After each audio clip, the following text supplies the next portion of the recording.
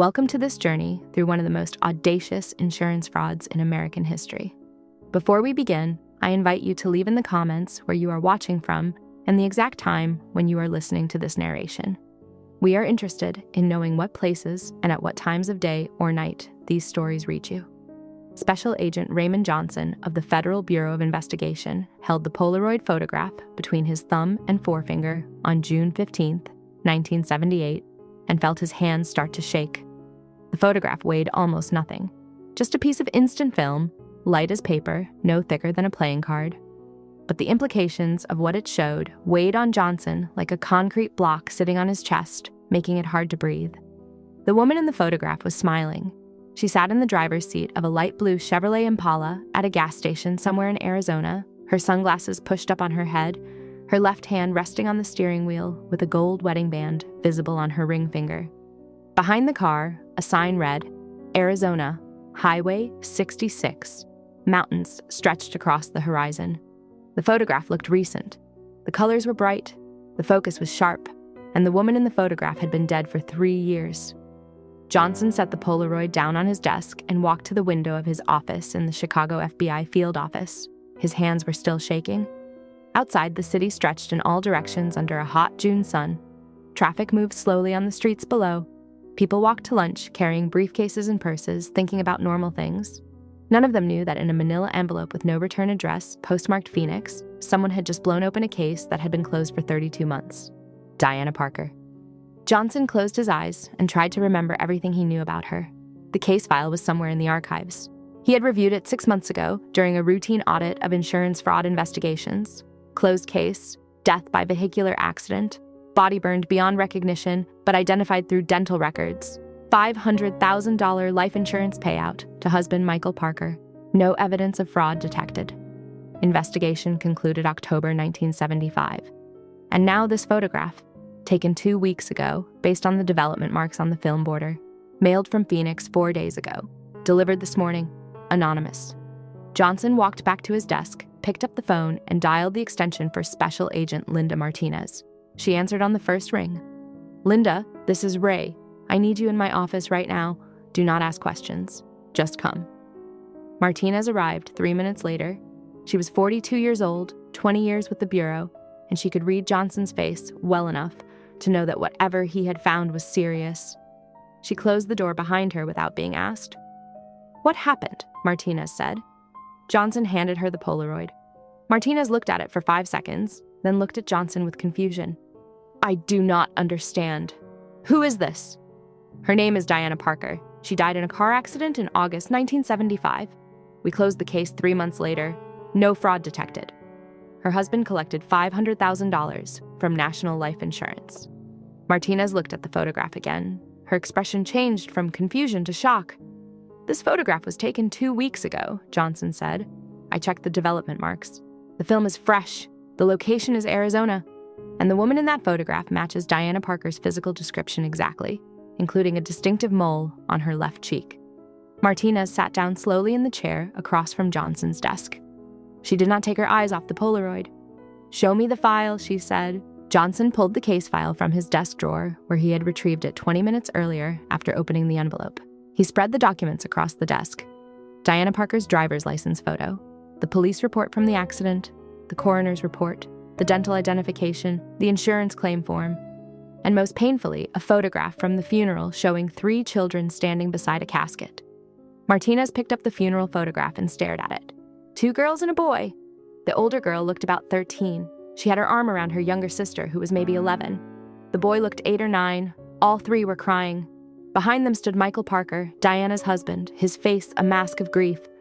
Jesus Christ, Martinez whispered. Those children think their mother is dead. Johnson nodded. He had been thinking about those children for the past 20 minutes, unable to get their faces out of his mind. If Diana Parker faked her death, Johnson said quietly, then those children attended a funeral for someone they thought was their mother.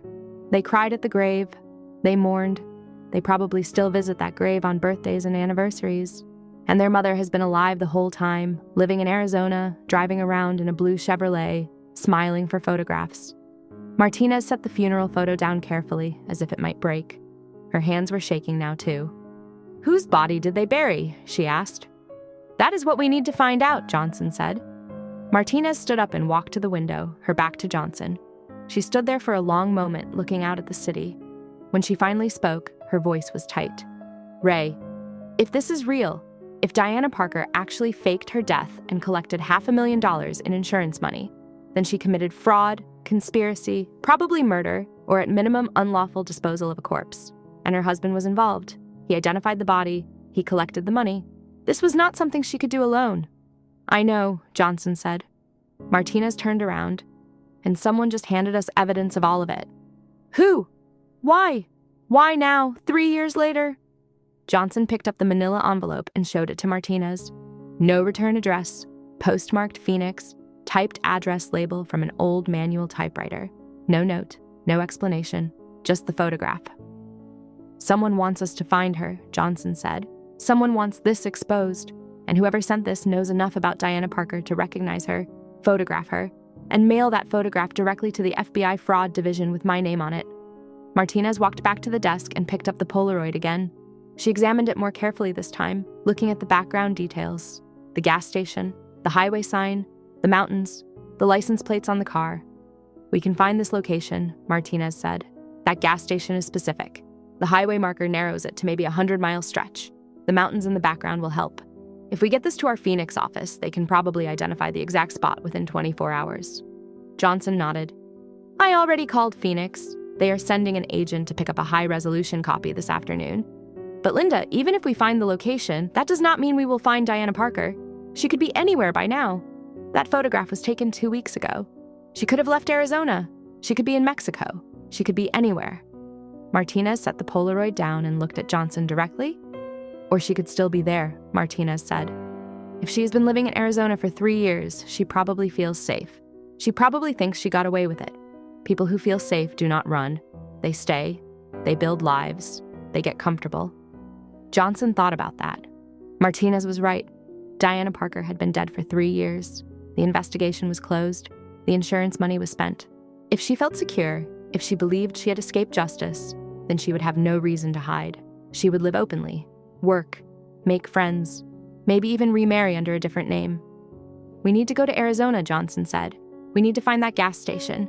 We need to find witnesses who have seen her. And then we need to find Diana Parker and ask her whose body her children buried 3 years ago. Martinez nodded. I will clear our schedules. We leave tomorrow morning. But Ray, there is something else we need to do first. What?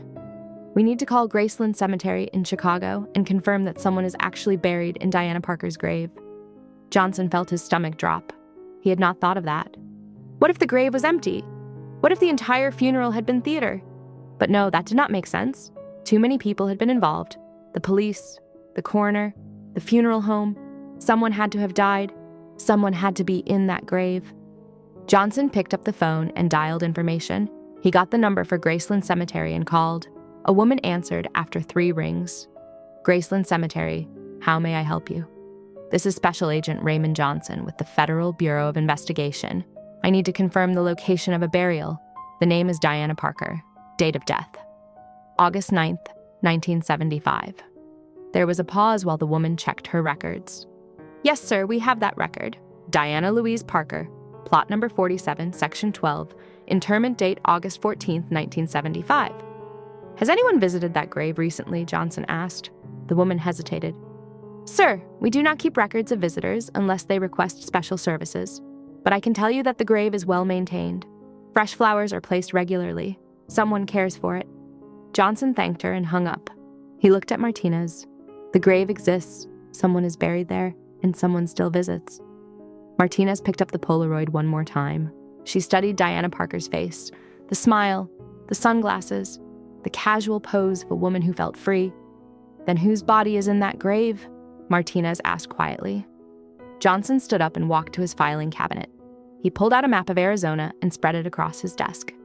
Highway 66 ran through the center of the state, cutting through desert and mountains, connecting small towns with names like Seligman, Peach Springs, Kingman. Diana Parker was somewhere along that road, or she had been 2 weeks ago when someone took her photograph. Tomorrow we start looking, Johnson said, and we do not stop until we find her.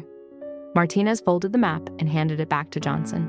Then she picked up the funeral photograph again, the one showing the 3 children crying beside their mother's casket. "Ray, when we find Diana Parker, what do we tell those children?" Johnson looked at the photograph. The older girl with her arm around her sister, the boy standing alone, the grief on their faces. "We tell them the truth," Johnson said. "Their mother is alive. She faked her death. She took $500,000 and abandoned them.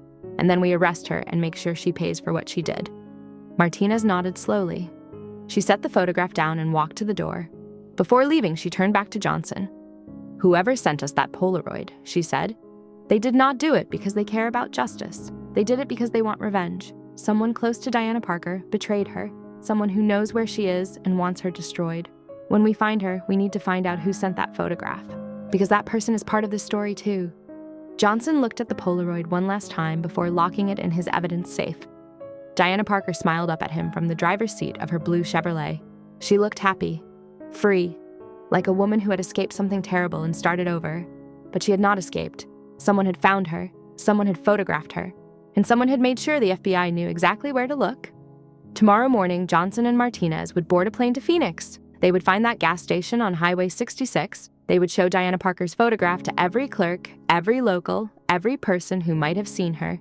And when they found her, they would ask the question that had been haunting Johnson since the moment he opened that envelope. "Whose body did your children bury 3 years ago?" 3 years earlier, August 9th, 1975, 11:30 in the morning. Diana Parker stood in the kitchen of her suburban Chicago home and looked at the woman sitting at the table. The woman was about Diana's age, maybe a year or 2 younger. She had brown hair, similar height, similar build. She wore a cheap floral print dress that looked like it had been worn too many times. Her hands shook slightly as she held a cup of coffee Diana had made for her. On the table between them was an envelope containing $5,000 in cash. "Are you sure you want to do this?" Diana asked. "You can still change your mind." The woman shook her head. She looked at Diana with hollow eyes that had seen too much suffering. "I am dying anyway," the woman said. "The doctors gave me 6 months, maybe less, cancer. I have no family, no one who will miss me. Your husband said the money would go to charity. He said it would help people, and I get $5,000 now to make my last few months easier. Why would I say no?" Diana felt sick. She wanted to tell the woman the truth. The money would not go to charity. Her husband Michael was going to use this woman's body to fake Diana's death and collect $500,000 in insurance money. And Diana was going along with it because she was terrified of what Michael would do to her if she refused. But she could not tell the woman any of that. Michael had made the rules clear. Diana would follow the plan exactly, or he would kill her himself. And after 8 years of marriage to Michael Parker, Diana knew he meant it. The woman's name was Susan Kellerman. She was 31 years old. She had no living relatives. She had been diagnosed with terminal lung cancer 4 months earlier and had been living in a homeless shelter in downtown Chicago, surviving on charity meals and hoping to die quickly so the pain would end. Michael had found her through a private investigator he had hired specifically to locate someone who matched Diana's physical description, who would not be missed when she disappeared. Michael had approached Susan 2 weeks ago with an offer, $5,000 cash in exchange for one favor. Susan would drive Diana's car to a specific location on Interstate 90 near Belvidere, Illinois. She would crash the car through a guardrail into a ravine.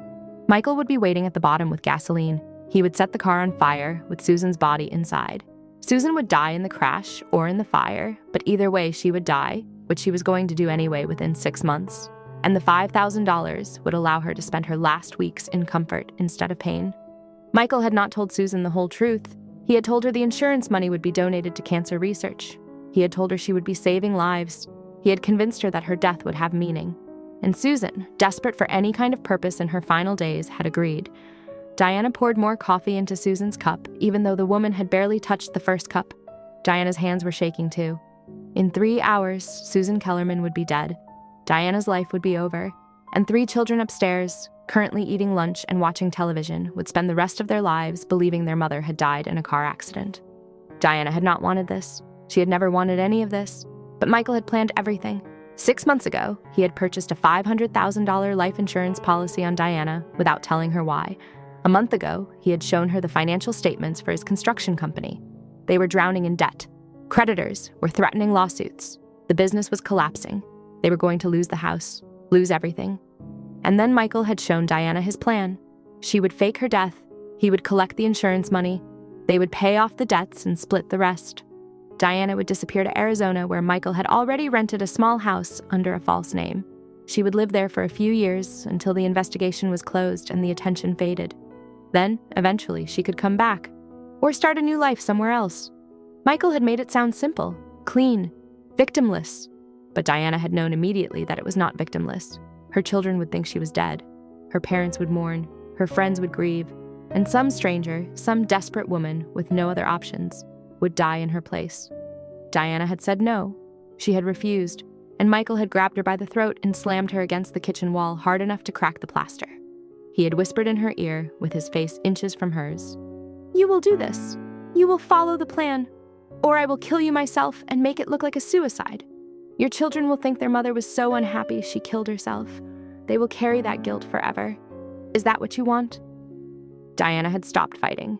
She had agreed to the plan, because Michael Parker was a man who kept his promises, and Diana believed he would kill her if she refused. Now, Susan Kellerman sat at Diana's kitchen table, drinking coffee, waiting to die. And Diana stood across from her, knowing she should warn this woman, knowing she should call the police, knowing she should do anything except let this happen. But she was too afraid, too paralyzed, too broken by 8 years of marriage to a man who controlled her through fear. Susan finished her coffee and stood up. She picked up the envelope with the $5,000 and tucked it into her purse. Then she looked at Diana. "Thank you," Susan said, "for the coffee and for the opportunity. I hope the money helps a lot of people." Diana could not speak. She just nodded. Susan walked to the front door. Diana followed. Outside, Diana's car was parked in the driveway. A 1973 Ford LTD, dark blue with Indiana license plates. Susan would drive that car 90 miles to the designated spot on Interstate 90. Michael would follow in his truck, staying far enough back to avoid being seen together. Susan would crash the car. Michael would set it on fire, and by dinner time, Diana Parker would officially be dead. Susan got in the car. Diana watched her adjust the mirrors, fasten the seatbelt, start the engine. The car backed out of the driveway. Susan waved once through the window. Then she drove away. Diana stood in the doorway for a long time after the car disappeared. She could hear her children upstairs, laughing at something on television. They had no idea what was about to happen. They had no idea their lives were about to be destroyed. Michael came home at 4:30 in the afternoon. He walked into the kitchen where Diana was sitting at the table, staring at nothing. "It is done," Michael said. "The police have been called. They found the car. They found the body. I identified her wedding ring. Your ring. I told them she was driving to visit her sister. They believed me. Everything is going exactly as planned." Diana looked at him. Michael's face showed no emotion, no guilt, no remorse. He had just murdered a dying woman, and he felt nothing. "What about the dental records?" Diana asked quietly. "Already taken care of," Michael said. "I paid your dentist's receptionist $2,000 to switch your dental x-rays with the x-rays from a woman who died last year in a car accident in Michigan. When the coroner requests your dental records, they will match the body. No one will question it." Diana felt tears running down her face. She had not realized she was crying. "What about the children?" she whispered. "They will be told their mother died in an accident," Michael said. "They will cry. They will grieve. They will get over it. Children are resilient, and in 3 years, when this is all over, you can come back. Or not. I do not care. As long as I get the insurance money and you stay out of my way." Diana stood up. She walked upstairs to her children's rooms. Her daughters were in one room, playing with dolls. Her son was in his room, reading a comic book. Diana looked at each of them for a long time, memorizing their faces, trying to hold on to this moment before everything fell apart. Her oldest daughter looked up and smiled. "Hi, Mom. Are you okay?" Diana nodded. "I am fine, sweetheart. I just wanted to see you." That night, Diana lay in bed, unable to sleep. Tomorrow she would leave. Tomorrow Michael would drive her to the airport. She would fly to Phoenix under a false name. She would disappear. And her children would wake up to the news that their mother was dead. Diana thought about Susan Kellerman, the woman who had died in her place, the woman who had believed she was helping people, the woman who had no idea she was being used in an insurance fraud scheme that would destroy multiple families. Diana wondered if she could have stopped it, if she could have called the police, if she could have warned Susan, if she could have done anything differently. But she knew the answer. Michael would have killed her. He would have found another way. And Susan would have died anyway in 6 months from cancer, alone and in pain. At least this way, Susan had died believing her death had meaning. But Diana knew the truth. Susan's death had no meaning. It was just another crime, another victim, another life destroyed by Michael Parker's greed. 3 days later, Diana attended her own funeral. She stood at the back of the cemetery, far enough away that no one recognized her, wearing a wig and sunglasses. She watched her children cry at the graveside. She watched Michael play the role of grieving husband. She watched them lower a casket containing Susan Kellerman's burned body into the ground. And she watched them cover it with dirt and place flowers on the grave. Then Diana walked away. She got in a car Michael had arranged for her. She drove to the airport. She flew to Phoenix, and she disappeared. For 3 years, Diana lived in a small house in Arizona under the name Margaret Wilson. She worked as a waitress at a diner in Kingman. She kept to herself. She did not make friends. She did not date. She lived in fear that someone would recognize her, that someone would find her, that someone would discover the truth. But no one did. The investigation closed. The insurance money was paid. Michael stayed in Chicago with the children, spending the money, living his life. And Diana stayed in Arizona, haunted by the face of Susan Kellerman, haunted by the sound of her children crying at a funeral for a woman who was not their mother. Diana thought she had gotten away with it. She thought she was safe. She thought the past was buried along with Susan Kellerman in Graceland Cemetery. She was wrong. Special Agent Raymond Johnson stepped off the plane at Phoenix Sky Harbor Airport on the morning of June 16, 1978, carrying a briefcase that contained 3 copies of the Polaroid photograph, a case file that documented Diana Parker's supposed death, and a growing sense that this investigation was going to end badly for someone. The Arizona heat hit him like opening an oven door, 108 degrees at 9 in the morning. The air was so dry, it sucked the moisture from his lungs with every breath. Special Agent Linda Martinez walked beside him, wearing sunglasses and carrying her own briefcase.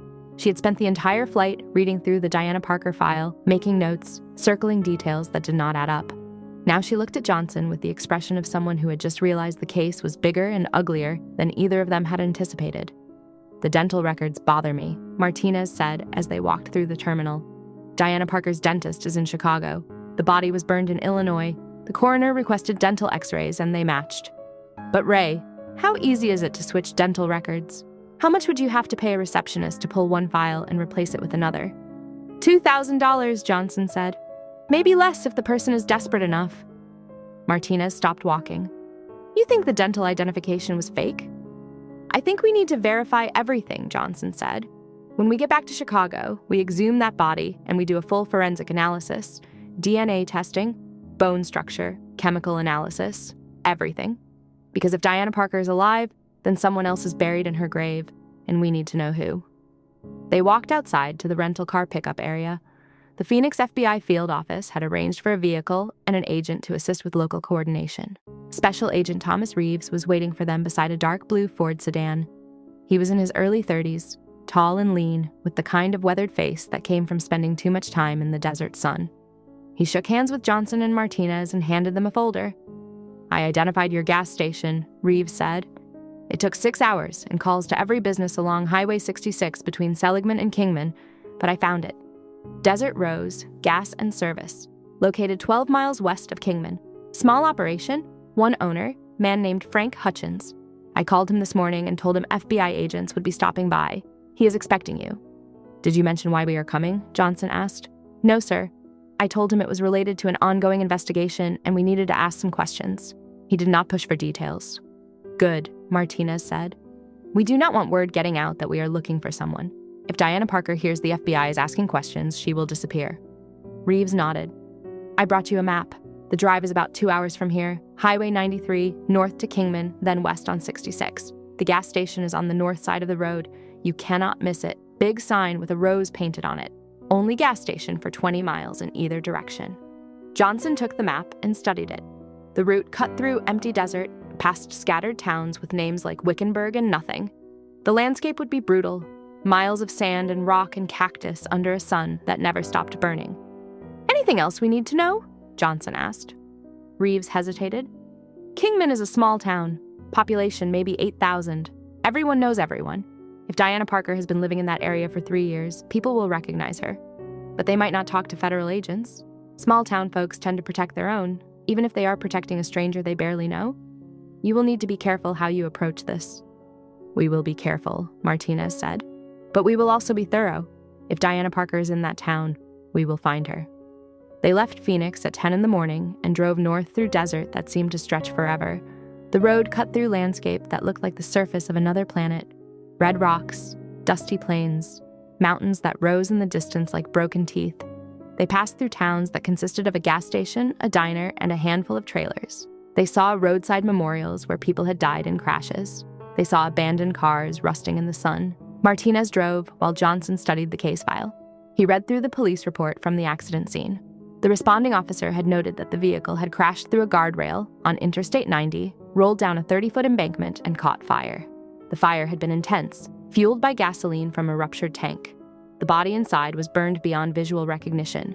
The officer had noted that the crash appeared accidental, possibly caused by the driver falling asleep at the wheel or swerving to avoid an animal. But Johnson saw the holes in the story.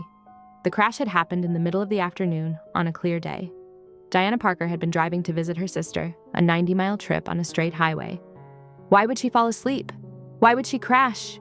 And why had the fire been so intense that it destroyed all identifying features? Johnson flipped to the autopsy report. The coroner had noted extensive thermal damage to the body. The skull was intact, but the facial features were obliterated. The hands were burned to the bone. Dental records had been used for identification because there was nothing else to work with. The coroner had ruled the cause of death as smoke inhalation and thermal injury consistent with a vehicle fire. Time of death was estimated at 5:30 in the afternoon, within minutes of the crash. Martinez glanced over at Johnson. "What are you thinking?" "I am thinking this was planned perfectly," Johnson said. "The body was burned so badly that visual identification was impossible. The dental records matched. The personal effects matched. The wedding ring matched. Everything pointed to Diana Parker being dead. But if we are right, if she faked this, then every piece of evidence was carefully staged. The ring was placed on the body. The dental records were switched. The personal effects were planted. And the fire was intentionally intense to destroy anything that might contradict the identification." Martinez gripped the steering wheel tighter. "Then we need to find out where Michael Parker was when the crash happened. If he was anywhere near that location, he was involved. And if he was involved, we can break him." They reached Kingman at noon. The town sat in a valley surrounded by low mountains, a cluster of buildings along Highway 66 that served as a waypoint for travelers heading west to California or east to Arizona. The main street had a few motels, a couple of diners, a gas station, and a scattering of shops. Johnson could see why Diana Parker might have chosen this place to hide. It was remote, anonymous, the kind of town where people minded their own business and strangers blended in. They drove 12 miles west of Kingman and found the Desert Rose gas and service station exactly where Reeves had indicated. It was a small operation with 2 pumps, a cinder block building that served as an office and convenience store, and a faded sign showing a red rose. An older man in coveralls was washing the windows of a pickup truck. He looked up as Johnson and Martinez pulled in. Johnson got out of the car and walked over. The heat was overwhelming. He could feel sweat soaking through his shirt within seconds. "Frank Hutchins?" Johnson asked. The man nodded. "You must be the FBI agents." Tom Reeves called ahead. "What can I do for you?" Johnson pulled the Polaroid photograph from his briefcase and handed it to Hutchins. "We are trying to locate a woman who was photographed at your gas station approximately 2 weeks ago. Do you recognize her?" Hutchins took the photograph and studied it. His expression did not change, but Johnson saw something flicker in his eyes. "Recognition." "Yeah," Hutchins said slowly. "I know her. She comes in here maybe once a week, fills up her car, sometimes buys cigarettes or a soda. Friendly woman, smiles a lot, pays cash, never causes problems." Johnson felt his pulse quicken. "Do you know her name?" "She told me her name is Margaret," Hutchins said. "Margaret Wilson. Said she moved here from California about 3 years ago. Works as a waitress at the roadside diner in Kingman. Keeps to herself mostly." "Why? What did she do?" Johnson did not answer the question directly. "Do you know where she lives?" Hutchins hesitated. He looked at the photograph again, then at Johnson, then at Martinez, who had walked over to join them. "I do not want to get anyone in trouble," Hutchins said. "Margaret seems like a good person. If she is in some kind of trouble, maybe I should talk to her first. Let her know the FBI is asking questions." Martinez stepped forward. "Mr. Hutchins, the woman in that photograph is not Margaret Wilson. Her real name is Diana Parker.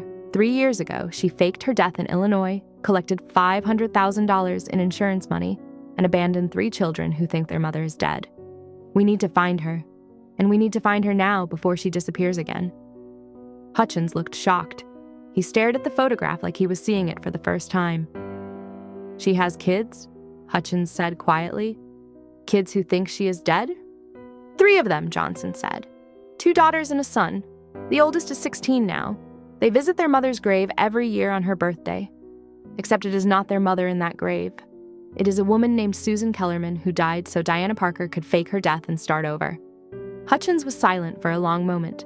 Then he handed the photograph back to Johnson. "She lives in a rental house on Cactus Road," Hutchins said. "About 2 miles south of here, small blue house with a carport. Her car is usually parked outside, a light blue Chevrolet Impala, same one in the photograph. I have seen her come and go. She works evening shifts at the diner, leaves around 4 in the afternoon, comes home around midnight." "What time is it now?" Martinez asked. 12:15, Hutchins said. "Then she's probably home," Johnson said, "and we are going to pay her a visit." The house on Cactus Road was exactly as Frank Hutchins had described. Small, blue paint faded by 3 years of desert sun. A carport on the side with a light blue Chevrolet Impala parked under it. The license plate matched the partial number visible in the Polaroid photograph. Johnson felt his heart pounding as he and Martinez pulled up in front of the house and turned off the engine. They sat in the car for a moment, not speaking. Johnson could hear the ticking of the cooling engine. He could feel sweat running down his back despite the air conditioning. Through the windshield, he could see curtains drawn across the front windows of the house. No movement, no sign anyone had noticed their arrival. Martinez reached for the door handle, then stopped. "Ray, when we knock on that door, everything changes. Diana Parker has been living as Margaret Wilson for 3 years. She thinks she is safe. She thinks she got away with it. When we tell her we know who she really is, she is going to panic. She might run. She might fight. She might do something stupid." "I know," Johnson said. "That is why we do this carefully. We identify ourselves. We show her the photograph. We tell her we know everything, and we give her one chance to cooperate. If she runs, we arrest her. If she fights, we arrest her. If she talks, maybe we can work something out." Martinez nodded. She pulled her FBI credentials from her briefcase and clipped them to her belt. Johnson did the same. They got out of the car and walked to the front door. The desert heat pressed down on them like a physical weight. Johnson could hear cicadas buzzing in the scrub brush. He could smell dust and creosote and something else. Fear. His own fear. The fear of confronting someone who had committed the perfect crime and lived with it for 3 years. Johnson knocked on the door, 3 hard raps that echoed in the stillness. No answer. He knocked again. Still nothing. Martinez walked to the window and tried to see through a gap in the curtains. "Movement inside," Martinez said quietly. "Someone is home." Johnson knocked a 3rd time. Harder. "FBI," he called out. "We need to speak with Margaret Wilson. Please open the door." Silence, then footsteps. Slow, hesitant. The sound of someone approaching the door but not wanting to. The deadbolt clicked. The doorknob turned. The door opened 6 inches, held by a security chain. Diana Parker looked at them through the gap. She was wearing jeans and a faded t-shirt. Her hair was longer than in the driver's license photo from 3 years ago. She was thinner. There were lines around her eyes that had not been there before. But it was her. No question. The mole on her left cheek was in exactly the same place as in both the driver's license photo and the Polaroid. "Can I help you?" Diana said. Her voice was quiet, guarded. "Margaret Wilson?" Johnson asked. "Yes. Who are you?" Johnson held up his FBI credentials. "Special Agent Raymond Johnson. This is Special Agent Linda Martinez. We are with the Federal Bureau of Investigation. We need to ask you some questions." Diana's face went pale. Her hand tightened on the door. "What kind of questions?" Johnson pulled the Polaroid photograph from his briefcase and held it up so Diana could see it through the gap in the door. "This photograph was taken at the Desert Rose gas station 2 weeks ago.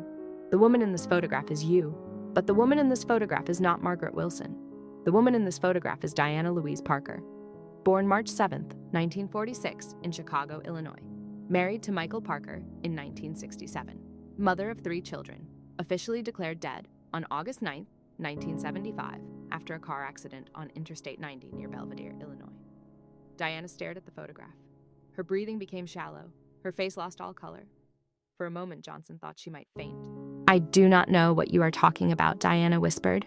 "My name is Margaret Wilson. I moved here from California 3 years ago. I work at the roadside diner. I have never been to Illinois." "We know everything," Martinez said. "We know about Susan Kellerman. We know about the insurance fraud. We know about the fake dental records. We know your husband identified the body. We know you collected $500,000 and disappeared. And we know you have 3 children in Chicago who think their mother is dead." Diana's knees buckled. She grabbed the doorframe to steady herself. Tears started running down her face. "Please," Diana sobbed. "Please leave me alone. I did not want this. I never wanted any of this." "Then let us in," Johnson said gently. "Let us in and tell us the truth. Tell us what happened. Tell us why. Because right now the only story we have is that you murdered a woman, faked your death, defrauded an insurance company, and abandoned your children. If there is more to it, if there is something we do not understand, now is your chance to explain." Diana stood frozen in the doorway, tears streaming down her face, her hand still clutching the door. Finally, she nodded. She closed the door, unlatched the security chain, and opened it wide. Johnson and Martinez stepped inside. The interior of the house was small and sparse, a couch and a chair in the living room, a television on a stand, a kitchen table visible through a doorway. Everything was neat and clean but impersonal. No photographs on the walls, no personal items, nothing that suggested anyone really lived here. It looked like a place someone was staying temporarily, waiting to move on. Diana sat down on the couch and buried her face in her hands. She cried silently, her shoulders shaking. Johnson and Martinez sat in chairs across from her and waited. They did not rush her. They did not push. They just waited for her to be ready to talk. After several minutes, Diana lowered her hands and looked at them. Her face was red and wet with tears. "How did you find me?" Diana asked. "Someone sent us a photograph," Johnson said. "The Polaroid. It was mailed to me at the FBI office in Chicago. No return address, no note, just the photograph. Someone wanted us to find you." Diana looked confused. "Who would do that?" "That is what we need to find out," Martinez said. "But first, we need you to tell us what happened. All of it. From the beginning." Diana took a shaky breath. She wiped her eyes with the back of her hand. When she spoke, her voice was barely above a whisper. "It was Michael's idea. All of it. The insurance policy, the fake death, everything. His construction company was failing. We owed $300,000 to creditors. We were going to lose the house, lose everything. Michael said he had a plan. He said we could fix everything if I would just trust him." Diana paused. She looked down at her hands. "He bought the life insurance policy without telling me why. $500,000. I signed the papers because he told me to. I did not ask questions. I should have asked questions. But I had learned not to ask questions. Michael did not like questions." "What do you mean?" Martinez asked gently. Diana looked up. Her eyes were hollow. "Michael was not a good man. He was not a good husband. He hurt me. Not all the time. But enough. Enough that I was afraid of him. Enough that I did what he told me to do because I did not want to make him angry." Johnson felt his chest tighten. "Did he threaten you?" "He did more than threaten," Diana said quietly. "He grabbed me by the throat and slammed me against a wall and told me that if I did not go along with his plan, he would kill me and make it look like suicide. He said my children would think I killed myself. He said they would live with that guilt forever. He asked me if that was what I wanted." Martinez leaned forward. "Diana, you were a victim. You were being coerced. A jury would understand that." Diana shook her head. "It does not matter. I still did it. I still agreed. And a woman died because of me. Susan Kellerman. She had cancer. She was dying anyway. Michael found her and offered her money. He told her the insurance payout would go to charity. He lied to her. And I stood there and let it happen. I gave her coffee. I watched her get in my car. I watched her drive away. And I did nothing to stop it." Diana's voice broke. She started crying again, harder this time.